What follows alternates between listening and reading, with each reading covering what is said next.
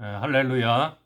오늘도 우리 광주 산성교회 사랑하는 성도님들과 또 이 영상을 시청하는 모든 분들에게 하나님의 은혜와 평강이 함께 하시기를 축복합니다.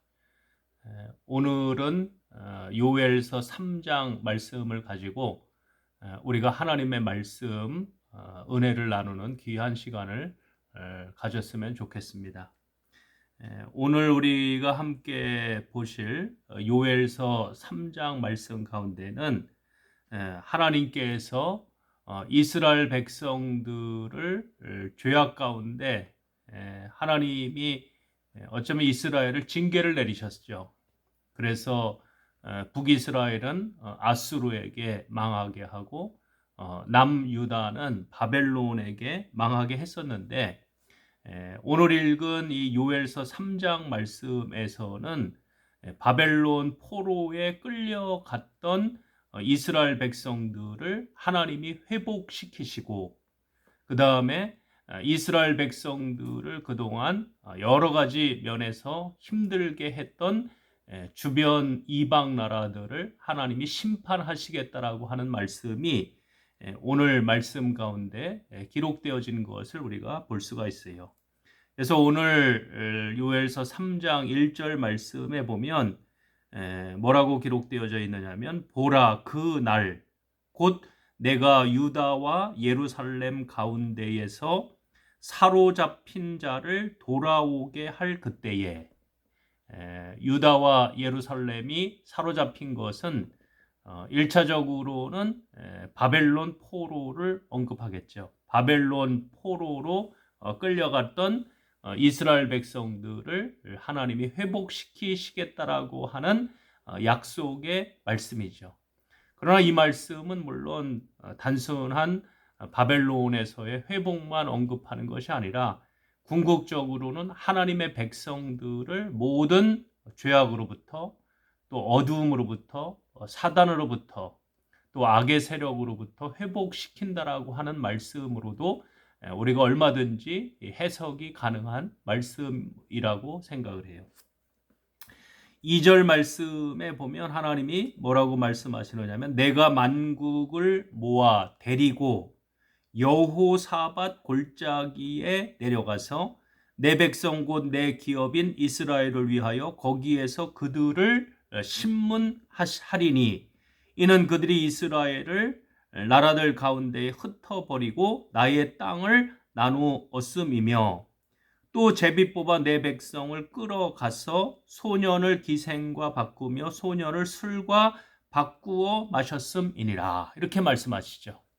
하나님이 이스라엘을 여러 가지 면에서 전쟁을 통해서 또 오늘 말씀에 언급되어진 것처럼 이스라엘 백성들을 끌어가고 또 이스라엘 백성들을 팔아먹고 이랬던 주변 나라들을 하나님이 심판하시는데 어디에서 심판하시겠다라고 말씀하시느냐면 여호사밧 골짜기, 이 여호사밧이라고 하는 것은 심판의 골짜기를 언급하는 것이거든요. 그래서 이 여호사밧 골짜기에서 하나님이 이스라엘 주변에 있는 이방 나라들, 특히 이제 4절 말씀에 가면 대표적인 나라들 세 곳이 언급되어지죠. 두로, 그 다음에 시돈, 세 번째는 어디겠어요? 블레셋. 두로와 시돈과 블레셋.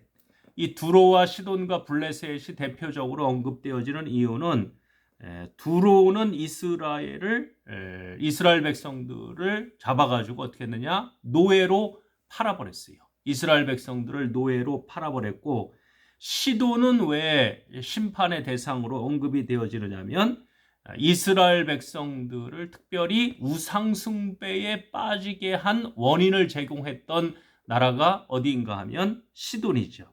그 다음에 이 블레셋이 언급되어지는 이유는 이 블레셋은 계속 이 해안 지역에 있으면서 이스라엘을 계속해서 어떻게 했느냐?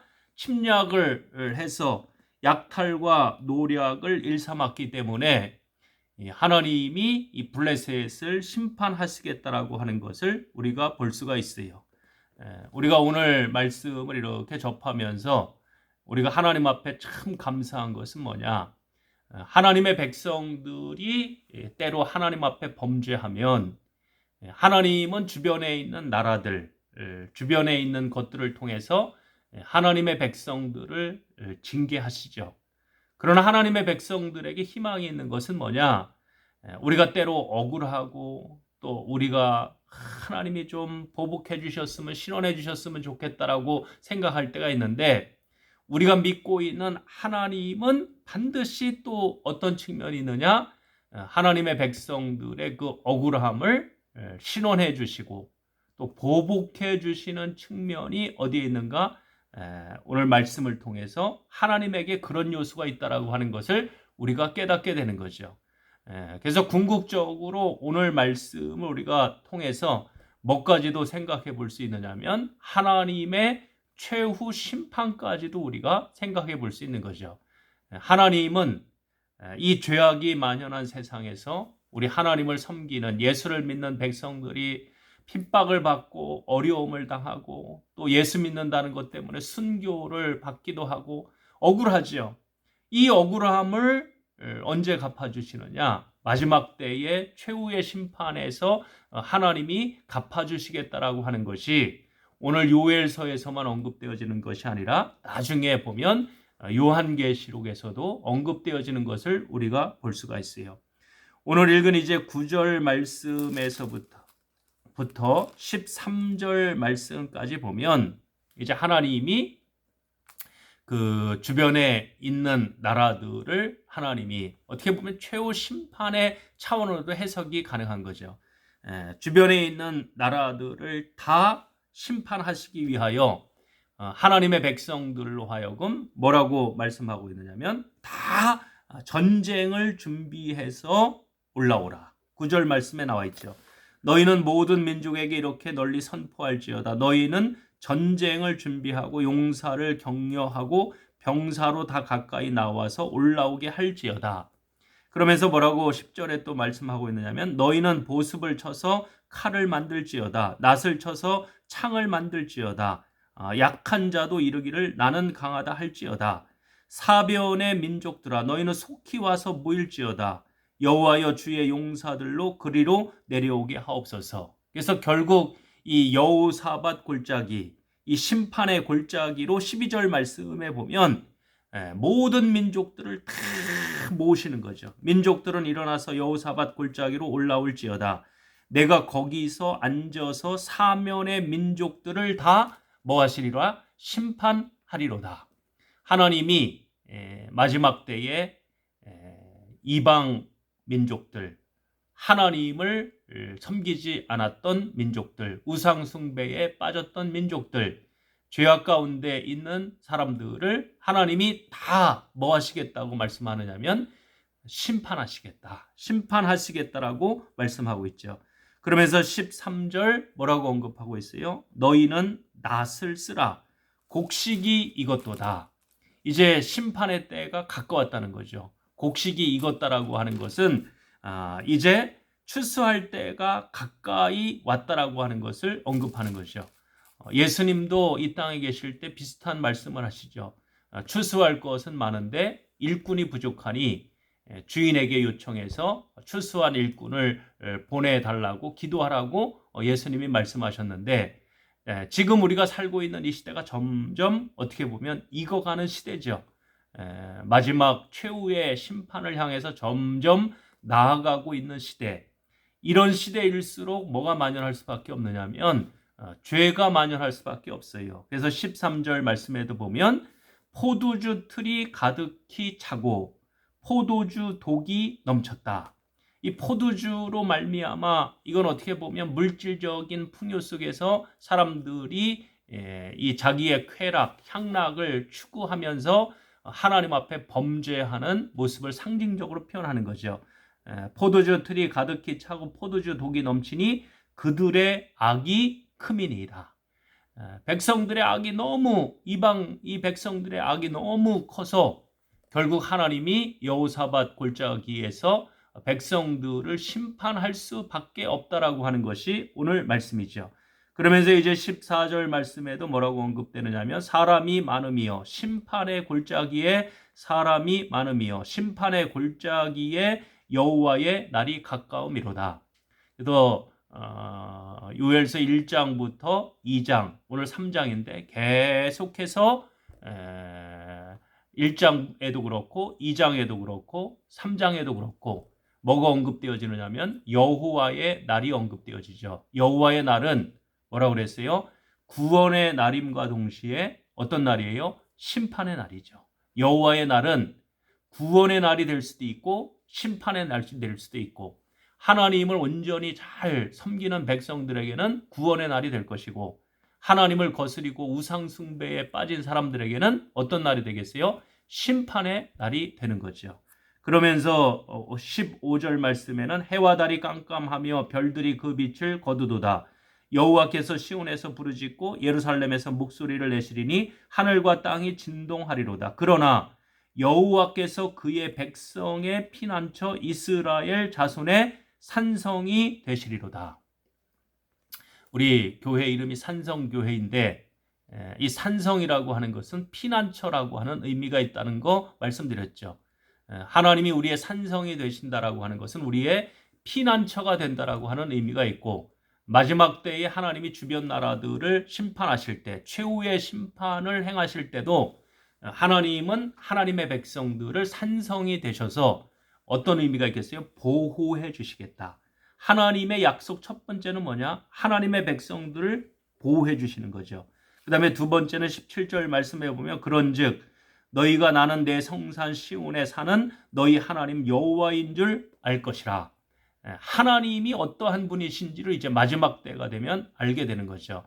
성산 시온에 계시는 그 여호와 하나님을 알게 될 것이고 그 하나님이 예루살렘의 여호와인 줄 알고 나서 이제 어떻게 되느냐면 예루살렘이 거룩하리니 다시는 이방 사람이 그 가운데로 통행하지 못하리로다. 그래서 마지막 때 최후의 심판이 이루어질 때 결국 하나님의 백성들에게 주어지는 하나님의 은혜는 무엇인가 하면 거룩이죠. 그래서 우리가 예수를 믿는 것도 마찬가지 원리 아니겠어요? 결국 예수 그리스도를 믿는다라고 하는 것은 내가 죄가 있지만 나는 하나님 앞에 죄인이지만 내 의를 가지고는 내가 죄인일 수밖에 없지만 십자가에 달리셔서 피를 흘리신 예수 그리스도를 내가 믿음으로 말미암아 예수 그리스도의 의를 우리가 덧입어서 이제 거룩하신 그 예수님의 그 거룩함이 누구에게 덧입혀지는 거예요? 우리 하나님 예수님을 믿는 사람들에게 덧입혀짐으로 인하여 죄인은 내가 어디에 이르는 거겠어요? 거룩함에 이른다라고 하는 것이 우리 기독교의 교리죠. 18절 말씀부터 이제 뒤에 21절 말씀에 보면 하나님의 백성들을 마지막 때에 영적으로 회복시켜 주셔서 풍성함을 누릴 것을 약속해 주는 것을 볼 수가 있어요. 그 날에 산들이 단포도주를 떨어뜨릴 것이며 작은 산들이 젖을 흘릴 것이며 유다 모든 시내가 물을 흘릴 것이며 여호와의 성전에서 샘이 흘러나와서 시딤 골짜기에 되리라.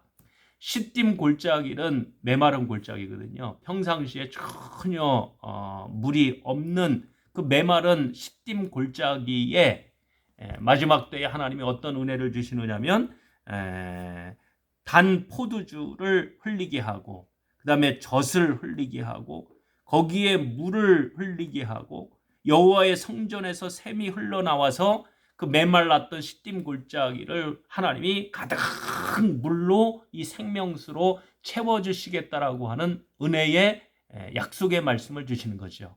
그래서 마지막 때에 하나님이 하나님의 백성들에게 풍성한 은혜를 주시는 거죠.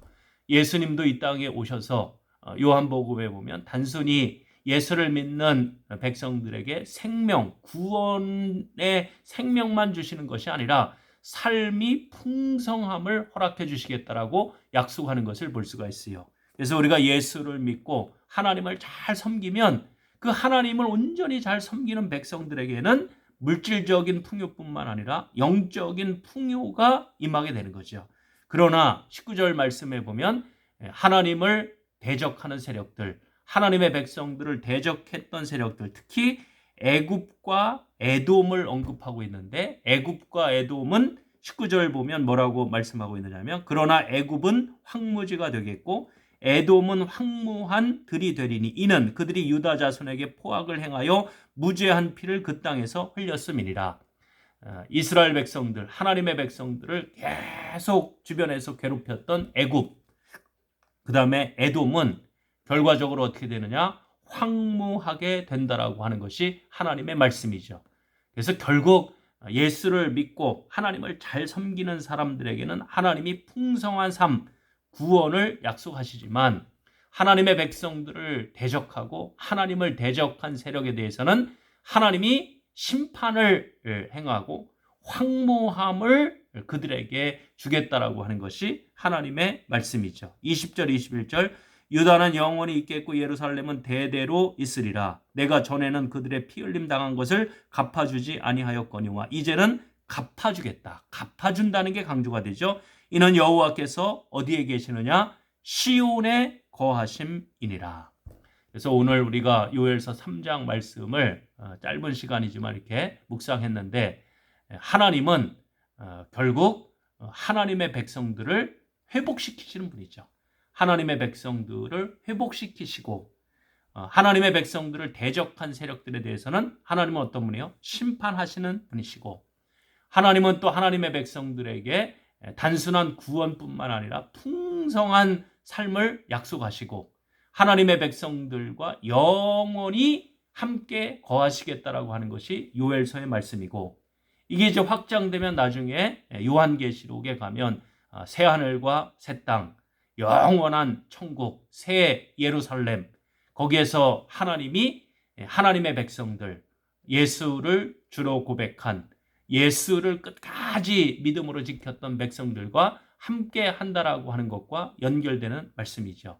그래서 이번 주간에는 우리가 요엘서 1장부터 오늘 3장까지 묵상을 했는데, 우리가 요엘서를 통해서 또 깨달을 수 있는 것은 아무리 힘들고 어렵고 때로는 우리에게 고난이 오고 어려움이 오고 또 나라가 망하고 또 포로 생활을 하고 때로는 핍박을 받고 이 여러 가지 이 환난과 이 어려움이 있다 할지라도 우리 하나님의 백성들은 잘 견디고 끝까지 인내하고 믿음을 지키면 하나님은 반드시 어떻게 하시느냐? 우리를 회복시켜 주시고 우리를 구원해 주시고 우리에게 풍성함을 허락해 주시고 영원히 하나님과 함께 한다라고 하는 그 놀라운 은혜의 약속의 말씀을 주신다는 사실을 꼭 기억하시고, 오늘 하루도 힘들겠지만 그 힘든 상황 가운데서도 믿음을 잃지 않고 끝까지 굳건한 믿음을 지키고 승리할 수 있는 우리 사랑하는 성도님들 다 되시기를 주의 이름으로 축복합니다. 기도하겠습니다. 하나님 아버지, 오늘 우리가 또 요엘서 3장 말씀을 함께 나눌 수 있도록 인도하심을 감사합니다. 때로 우리가 어려움을 당할 때도 있고 포로로 끌려갈 때도 있고 고난을 당할 때도 있고 핍박을 당할 때도 있지만, 그럼에도 불구하고 하나님은 우리를 사랑하시고 회복시켜 주시고 또 하나님의 백성들을 대적했던 세력들을 신원해 주시는 그 놀라우신 하나님의 은혜를 알게 하심을 감사합니다. 하나님 아버지, 영원히 우리와 함께 하신다라고 약속하시는 그 놀라운 말씀을 붙들고 오늘도 우리의 삶의 현장에서 믿음으로 승리할 수 있는 저희가 다 되어줄 수 있도록 인도하여 주옵소서. 예수 그리스도의 이름으로 기도드립니다. 아멘. 이번 주간은 우리가 요엘서 1장부터 오늘 3장까지 함께 나누었는데, 어쨌든 여러분 삶의 현장에서 힘든 일도 있고 어려운 일도 있겠지만 끝까지 믿음을 잘 지켜서 믿음 안에서 승리할 수 있는, 그래서 하나님이 약속하시는 복들을 누릴 수 있는 저와 여러분들이 되시기를 주의 이름으로 축복합니다. 감사합니다. 오늘 하루도 승리하십시오. 화이팅!